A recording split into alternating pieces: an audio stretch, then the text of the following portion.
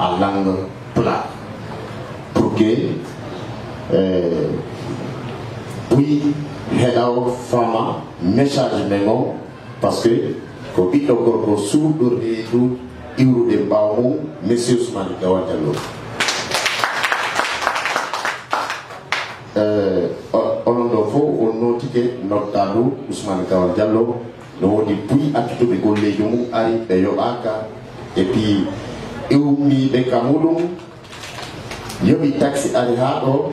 fi tawidegol ngal tumbodiral molantegal o mais weltani ko par ce que Ousmane Gawal Diallo o wawata enen ɗo fof yoɓude en donc ɗum ɗo ko jikke e teddugal e inde monsieur le président Lamarana Petit Diallo ko professionnel ɓe ko wontinɓe feeɗo sayɗo France donc ko kamɓe immi idée Ousmane Gawal Diallo parce que au inni c'est nous joni depuis 2020 mandat maɓɓe woni ko lanni depuis 2020 maintenant congrès on o tawidete mum hawri noon parti on ƴetti décision ittimo nder toon tawina no hanniri donc cercle des amis de Ousmane Gawal no holli ko amiɓe makko weldiɓe makko inni wi haray ko matum o ko artire ka parti obligatoire parce que enen en tawta ko yita ton kon e kadi congrès on haray si organisete ko ma o tawide mum si Allah lando jabile biɗo andi so tawidama ka congrès ko kanko artoto parti l'union des forces démocratiques guine inchallah haray ko ɗum woni komin imani ko ɗum woni ko imaniɗen donc haray monsieur Lamarana Petit docteur Lamarana Petit ko kanko woni président Seraki donc haray ɗo ko provisoire e ɓe toɗɗaɓe ɗo fof ndu sandu ɗo fi installugol mbiɗon validation validugol kañum bureau fédéral on e nder leydi cadre praya inchallah hay Ousmane Gawal hewtay e nder praya cadre saaji arayɗi ɗo ɗi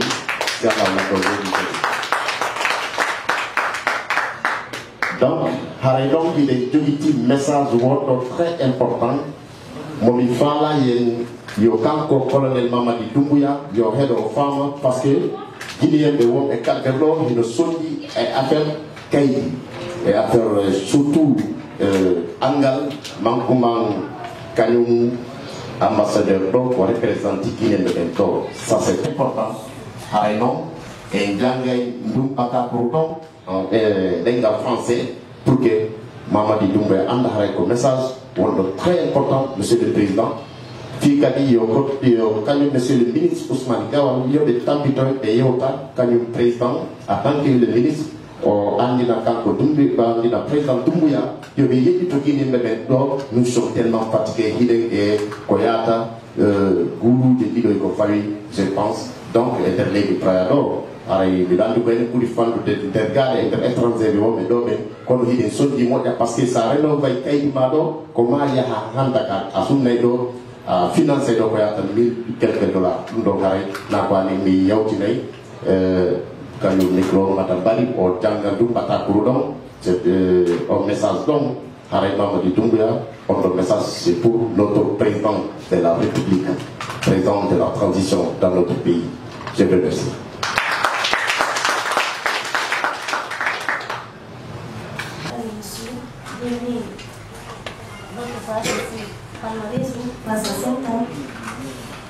Je vais livrer un message pour la vie du président, au président de la République,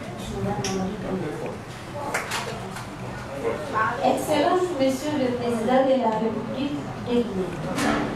Général Mamadi Doumbouya.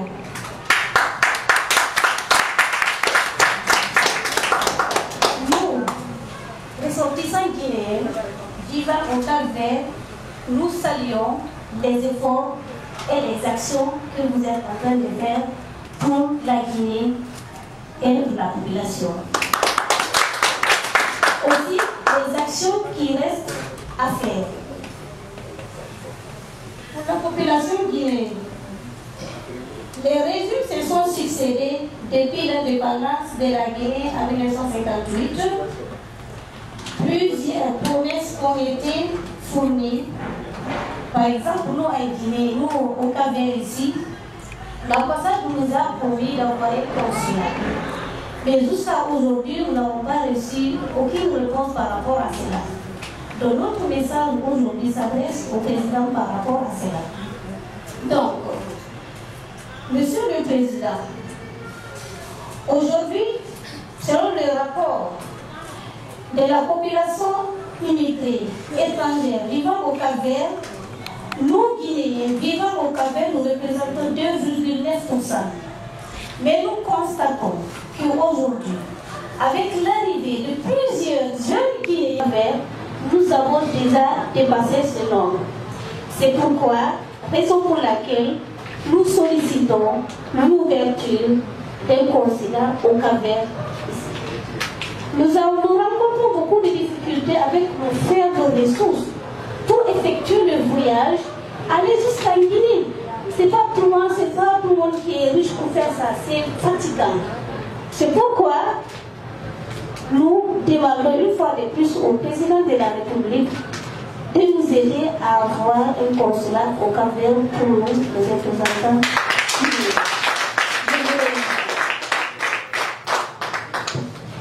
Merci vraiment, merci à toutes et à tous. Nous allons passer la parole à notre grande dame, notre grande sœur ici, Madame Keita.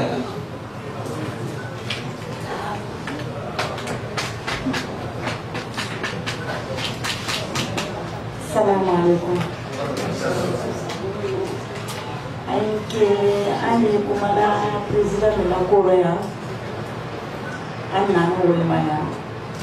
Donc, Aliam Madenani, Kabubel, Pablo Polsorianite,